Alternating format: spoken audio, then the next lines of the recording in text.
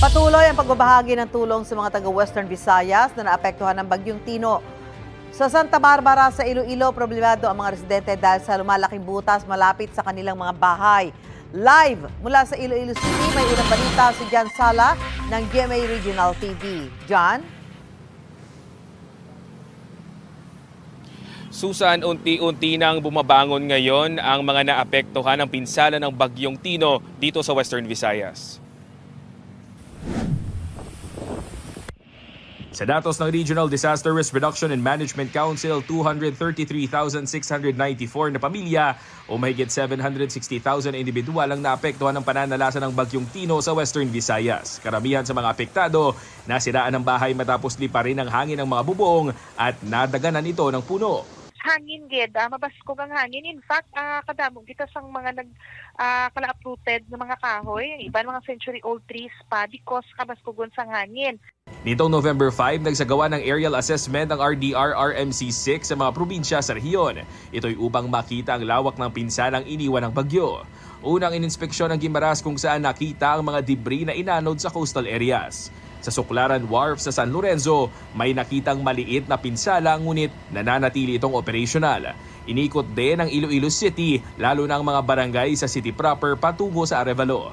Minimal din ang naitalang pinsala sa coastal barangays. Sa Miag-Aw at Gimbal, Iloilo, may nakitang sira sa seawall. May mga bahay ring nasira ang bubong. Sa mga kabundukan naman ng mga bayan ng Alimudjan, Leon at Tubungan, walang pagguho ng lupa na nakita. Samantalang ilang bayan sa Capiz, lubog pa rin sa baha at apektado ang agrikultura. Area sang Sigma, Tumambusaw, and Dao, flooded sa gihapon some parts of the highway. Kag makita man sa footage ang aton inspection nga daw dagat ang aton nga mga kahumayan, ang farmlands naton dito nga area. Mahigit 33 milyon peso sa kabuang halaga ng assistance na ipinamahagi ng DSWD-6 sa mga apektadong pamilya. Nagpapatuloy rin ang response operation sa Capiz. Sa bayan ng Santa Barbara, Iloilo, hindi na pumapasok sa isang silid sa kanilang bahay ang pamilya ni Aling Roslyn mula noong November 5. Dahil yan sa pangambang dulot ng gumuhong bahagi ng lupa sa labas ng kanilang bahay malapit sa silid. Nakalbaan mga sir kay dire kay magaturog. Pay subong sa sala na kami subong katurog. Kay nadlok na basi magdalo mga buho. Mula pa raw noong nakaraang taon nang may marinig silang tunog o ingay sa ilalim ng lupa. Maaring yun daw ang simula ng pagguho ng lupa na nasa likuran lang ng flood control structure na itinayo noong 2018. Itong dagauran, bala dumi nagabatsyagan kami magturog, dumi nagalagabong sa silod. Why man naman expect kung ano ra bala nga dumi nagahulog. May habang nasa 14 na metro, lawak na nasa 2 hanggang 3 metro at lalim na tinatayang mahigit 20 metro ang guho. Nai-report na raw ito ng barangay official sa LGU. Na-report naman namon sa may Banwa, tapos ang concern lang namon di sa may kwan na tani, aksyonan nila tani baladayon. Sa inisyal na investigasyon ng MDRRMO ng Santa Barbara, lumalabas na soil erosion ang maaring dahilan ng pagguho. Isa sa mga tinitingnang solusyon ng LGU ay ang pag-evacuate muna sa mga residente.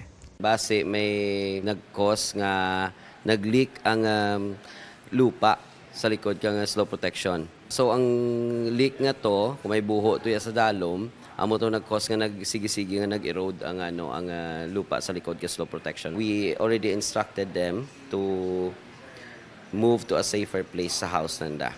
Nilagyan na ng bakod ang gubuhong bahagi ng lupa upang maiwasang mahulog dito ang mga residente. Nakatakda ring magpulong ang LGU at ang DPWH Iloilo 4th District Engineering Office para sa pansamantalang solusyon sa sitwasyon. Tumanggi namang magbigay ng pahayag sa news team ang mga taga 4th DEO. Ang mga residente hindi na raw makapaghintay sa pulong ng dalawang panig at nananawagan sa mabilisang solusyon. Delikado gid so tani masolusyonan blasang banwa or sang para nga makayad para nga hindi man kita kulbaan.